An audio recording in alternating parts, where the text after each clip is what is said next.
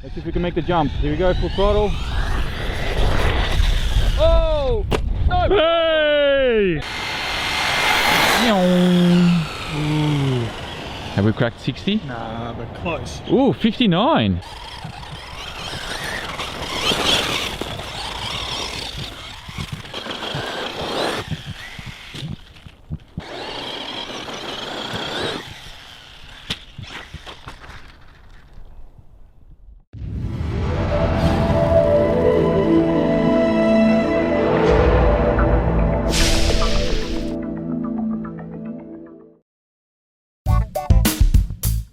Hey, it's Vass here from Aussie RC Playground and welcome to my review of the Thunder Tiger Jackal. Now this is a 1/10 scale 4-wheel drive desert buggy. It has front independent suspension and a rear solid axle. This car is very much in line with the likes of the Yeti and the Viterra twin hammers. The buggy comes equipped with a 3600 kV brushless motor, an 80 amp splash-proof ESC, but unfortunately it comes with a standard non-waterproof steering servo. Alright, so here we are for the review of the Thunder Tiger Jackal. Now before we get stuck into it, I do want to point out that this is the only RC that I've had of this particular style. So it has a solid rear axle and independent front suspension. I know that there is the Axial Yeti and of course the Viterra twin hammers that have been around for quite some time, but I can't really compare this car to those particular products because I haven't had them. So if you're expecting me to give you some sort of comparison between this and those, that is not going to happen. What I am going to do is be very unbiased and give you my honest opinion on this particular car for what it is and the experience that it offers. So without further ado, let's get stuck into it. For the electrics, I'm going to give this one a 3 out of 5. Now, of course, with the electrics, you cover the steering servo, the ESC motor, and of course, the radio. Now, the radio is one that I've had many times before. This is a kind of a Fly Sky rebranded type of radio. Runs on 4 AA's, has a drop-down wheel. I've never had an issue with these particular radios, but I've heard of a few people that have had some problems with them, such as range, or perhaps they just stopped working. But I've had them from various different brands and never come across any problems with them. So take from that what you will. For me, the radio is not a problem at all. Steering servo also did a very good job. The motor is not too bad, although I would have preferred a slightly torquier motor, perhaps a longer can, maybe something with maybe a lower KV, I'm not entirely sure. The car does definitely have plenty of speed and it's not very heavy. It's not that it's a mismatch to the car. I think the car's powered perfectly fine. It's just I would have preferred something a little torquier, that's all. As for the ESC is this guy right here.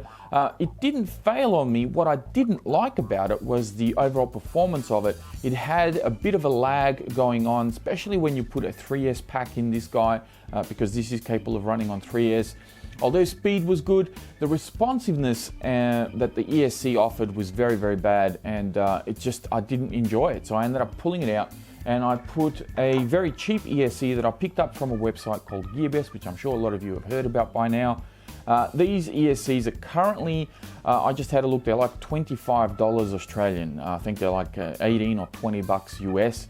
Ridiculously cheap for a 120 amp ESC. It does work with the Hobbywing program card, surprisingly.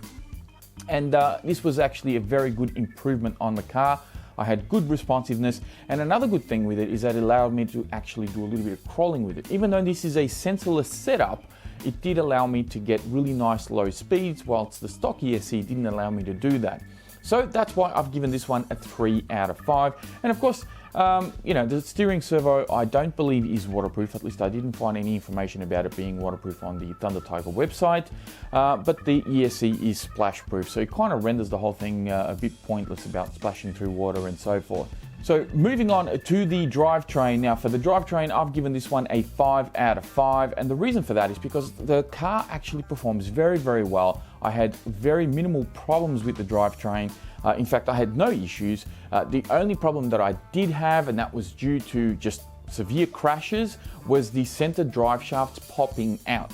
So they didn't actually break, they just popped out. And a lot of that had to do with the 2 links that you see on the bottom of the car here.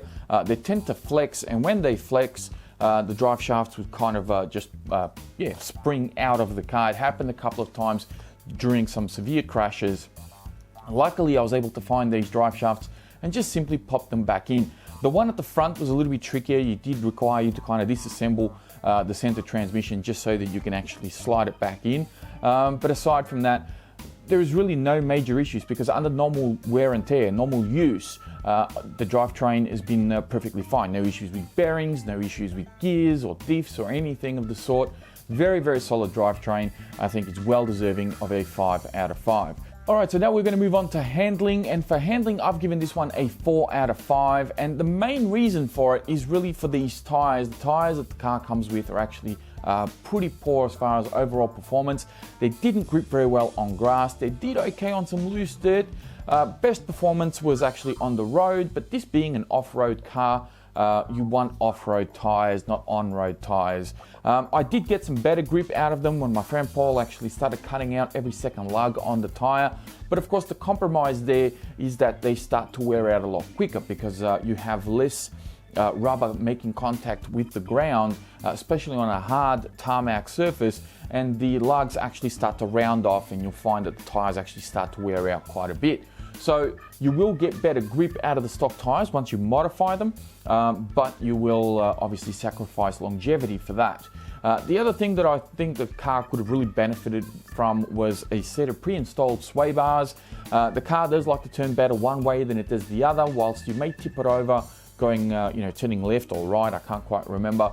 You will spin out going in the opposite direction. So a set of sway bars I think will definitely help here, and I don't see why Thunder Tiger couldn't have included those, or perhaps even make them readily available for the public to buy them separately, because although the car performs very nicely, it could definitely benefit from a set of sway bars. So moving on to durability. Now for durability, I've also given this one a 5 out of 5. Quite honestly, this is one of the toughest 1/10 scale vehicles I've ever come across. I have, aside from the shock cap rather, that I broke after a fairly nasty landing, I really haven't broken anything else on this car. Front bumpers actually held up very well, the wheels, the axles, the turnbuckles, the A-arms, hinge pins, diffs, drive shafts, shock shafts. I mean, the car has taken an enormous amount of abuse, and even the roll cage hasn't broken on me. So I can't really falter it for durability. I think it's very well deserving of a 5 out of 5, and that is the score I'm going to stick to. Now moving on to maintenance. Now for maintenance, I've also given this one a 5 out of 5. Reason being because, quite simply, the car is actually very open. It's a very nice platform. It's very well engineered and designed, and it is fairly easy to work on. 2 body pins removes the kind of folding body that you see here. You can tilt this guy back. You can tighten up these little these 2 screws that are on the frame back here, and this gives you access to your battery tray, which is mounted up the top. Receiver box is actually unscrewed from underneath, so there's actually a little door underneath that you can unscrew to get to your receiver box. ESC is right on top here. Once you take out the transmission screws, the whole thing kind of pops out from the center of the car. You can change your pinions, you can adjust your slipper clutch, change spur gears, do whatever it is you need to do. Could not be easier. Front and rear diffs are actually fairly easy to access as well. Of course, the front has a bit of a bumper that you're gonna gotta get out of the way, but given the design of the car, they haven't done anything to make it any more difficult than it needs to be, and I think it's a very deserving score of a 5 out of 5 for maintenance. Now we're going to move on to part support, and this is where the car is going to fall down a little bit, because just like the Bushmaster that I reviewed recently, this guy is only going to get a 2 out of 5. Part support for Thunder Tiger vehicles is becoming harder to get your hands on. Of course, as I said in the Bushmaster review, it really depends on what part of the world you're in. Some people will have great access to parts, some people will not. You can, of course, contact Thunder Tiger directly and buy parts directly from them, or you can try and get on eBay. Dollar Hobbies also has plenty of parts for the Jackal as well as the Bushmaster. But there isn't a lot of places out there that have these Thunder Tiger vehicles on the shelf or have parts on a rack ready for you to get them that day. So it is something that you need to keep in mind. Make sure you do a little bit of research when it comes to buying a vehicle like this, because although it is very durable, you're probably not going to be needing a lot of parts for it, or at least replacement parts. you are going to have to wait if you do need to get something. And of course, there isn't a lot of third-party companies out there making upgrades for these cars. Not that this car needs it, but it would be nice to obviously get a bit of additional support out there from other companies, and that is why this guy gets a 2 out of 5. Now, value. It's a complicated subject, value, because although you don't have a lot of part support and the ESC is a little bit iffy, at the end of the day, this car is actually quite a fair bit cheaper than both the Viterra Twin Hammers and the Jackal Yeti, which are, in the same class. Although the Yeti is quite a fair bit bigger, it's more of a 1/8 scale than it is 1/10. This is more of a true 1/10 scale, as is the Viterra Twin Hammers.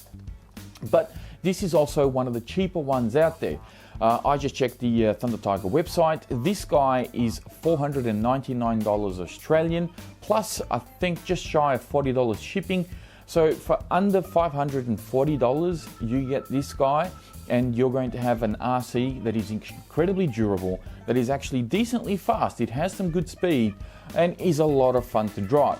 But of course, if you are looking for something like this that you can customize, that you can upgrade and do all sorts of modifications to, this may not be the car for you.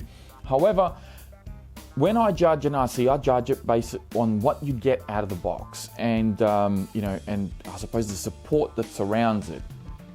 For me, even though it has kind of questionable support, it offers a lot of really good things, and it's a great value given the price that you initially pay for it. If this had all sorts of issues and you needed to get parts for it constantly, or you needed to get upgrades for it which are not available, I could understand that some people will be very hesitant on jumping on board with the Jackal. Me personally, I cannot recommend this car enough. If you are looking for something that has independent front suspension and has a solid rear axle, and the Yeti or the Twin Hammers is a bit out of your budget, this is definitely something that you need to consider. And for that reason, I'm going to give this one a 4 out of 5.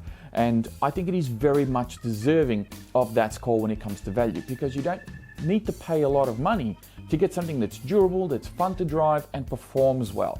And I think this car does everything, and it ticks a lot of boxes. There are a couple of things that it could definitely be improved upon, but I think Thunder Tiger are not shy on upgrading their RCs, and who knows, maybe in the future they will actually do something about the ESC.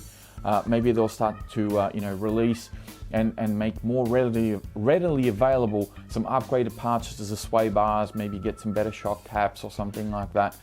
It would be great to see these sorts of things being available out there. Now, this of course brings the grand total to 28 out of a potential 35, which brings the percentage to 80% out of a possible 100, which is 8 out of 10. And I think this is a very deserving score. And I'm not just saying that. The car definitely offers a different driving experience compared to, say, a short course truck that has all independent suspension. It is very much the same size as a short course truck, but of course the setup of it is completely different. And if you are after something that offers you a different experience, that you can do something a bit different with it, then the Jackal is definitely something that I would highly recommend you check out, if not even consider purchasing. But that is it for this review. I thank you all very much for watching. Please be sure to check out the video description down below for more links on the Jackal, as well as a link to the Thunder Tiger website. And I will be speaking to you next time.